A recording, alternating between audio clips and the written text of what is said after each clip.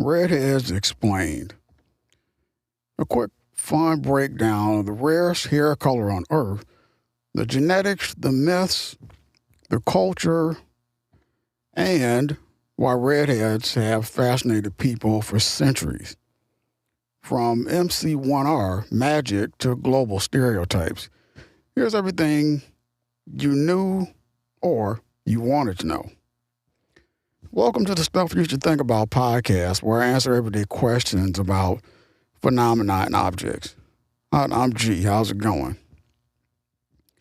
Hope your day is going pretty good. Mine is pretty good. Given my circumstances, I'm going through a process, but it's pretty good. Still pretty good. I'm still getting up every day. Still putting 100% into it. So today we're talking about red hair, which is one of those things people notice right away, and then they start adding all kinds of meaning to it. But first, we'll just talk about the basic science, because if you're going to talk about this particular trait that people can see across the room, we should probably start with what actually causes it. So usually, red hair is kind of linked to most variants in a gene called MC1R.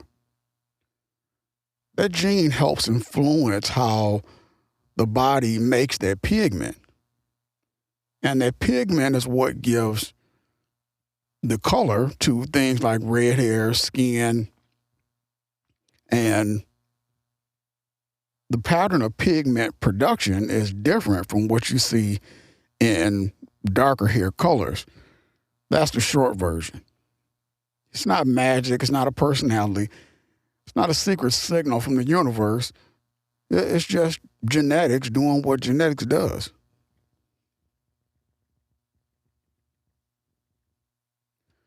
The useful way to think about it is this.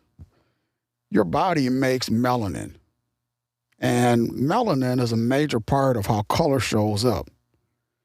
Different melanin patterns lead to different visible results. With red hair, those MC1R variants are associated with a shift in how that pigment gets made and expressed.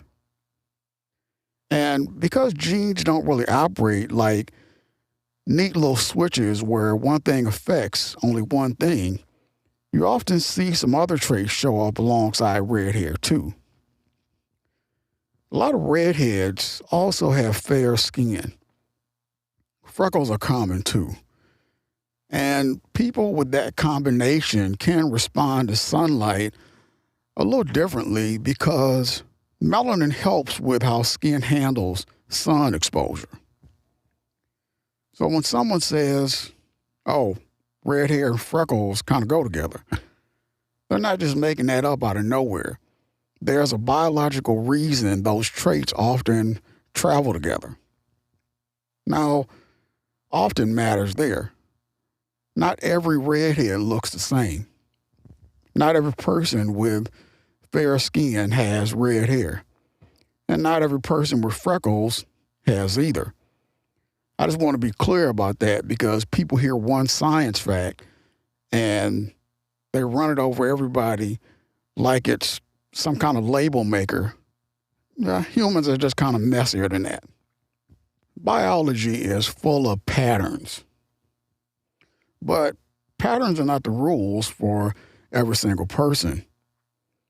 I always think this is kind of like old cassette decks. Stay with me on this. Two machines can come from basically the same design family, but one sounds warmer. One runs a little bright. One has quirks. One needs a belt replaced every 5 seconds. Same system, different expression. That's not a perfect analogy. That's kind of terrible, actually. But, you get where I'm coming from. The main point is that red hair is usually tied to inherited variation in MC1R. and that variation affects pigment. That helps explain why red hair is often seen with fair skin and freckles, and why sunlight can be a bigger issue for some people with those melanin patterns. So before culture gets involved, before myths and jokes and stereotypes and all that kind of stuff, there's just a visible outcome of how genes shape pigment in the body. And honestly, that's already pretty interesting. A tiny change in the genetic instructions and suddenly hair lands in a range people remember. That's a lot of social attention built on a very small biological difference. Once you get into history and culture, things get way less tidy. Red hair has been seen in a lot of different ways, depending on the time and the place. Sometimes it was treated like a lucky or special feature. Sometimes people saw it as unusual in a good way, like striking or beautiful. Other times, and this is where people get weird, it got framed as suspicious or linked to bad character. Same hair color, very different story depending on who's doing the talking. And that's kind of how human beings are with visible differences. We notice something fast, and then we build a whole little mythology around it. We do it with accents, clothes, height, hair, all of it. Red hair just happens to be one of those traits that got a ton of symbolic baggage. Not because the biology says anything about morality or luck or danger. It doesn't. Just because people love attaching meaning to what they can easily spot. Myths helps a lot with that too. Art did too. Popular stories definitely did. If a culture repeats the same image long enough, people start feeling like it's natural or ancient truth when really it's just repetition. A red-haired character shows up as fiery, wild, mysterious, tempting, unlucky, enchanting, suspicious, beautiful, whatever the story needs. Then that image gets copied again and again, and pretty soon folks act like the stereotype came first and the story came second. But stories shape expectations. That's the part that matters. If red hair gets treated as a symbol instead of just a trait, then people who have it can end up dealing with assumptions before they even open their mouths. Some of those assumptions can seem playful, like teasing or that whole idea that redheads have a certain temperament. And maybe in one setting, people are joking and everybody involved is fine with it. That happens. But context is everything. A stereotype can sound light and still do harm. If a person keeps getting reduced to one visible feature, that gets old really fast.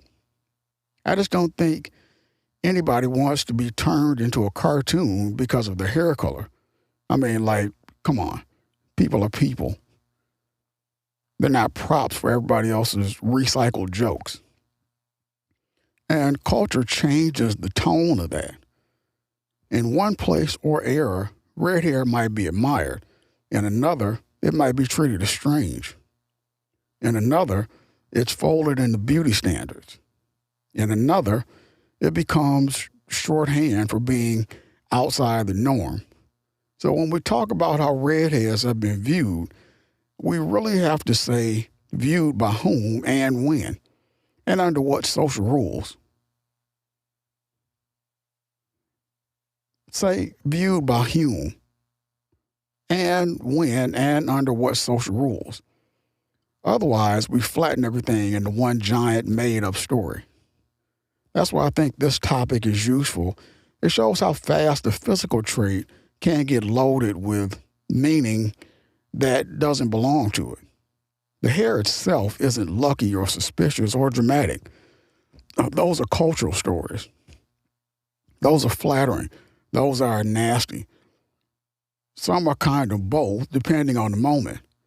And all of them tell us at least as much about the society making the stereotype as they do about the person being stared at.